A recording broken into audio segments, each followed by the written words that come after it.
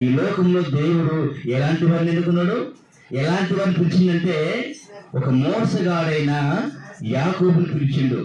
ఒక మోసగాడైన యాకోబు పిలిచి అతనికి ఇశ్రాయేలుగా పేరు మార్చి ఇశ్రాయేల్ జనాంగానంతటికి అతని తండ్రిగా చేసిండు. హల్లెలూయా.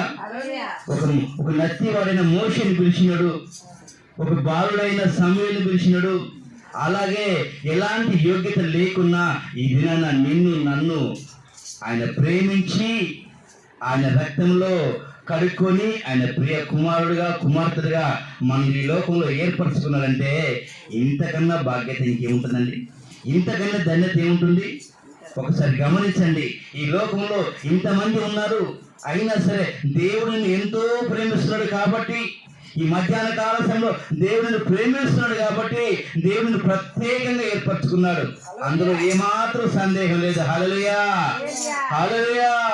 ఎందుకంటే దేవుని ప్రణాళికలో ఎవరైతే ఉంటారో వారి ఖచ్చితంగా దేవుడు విడిచిపెట్టడు.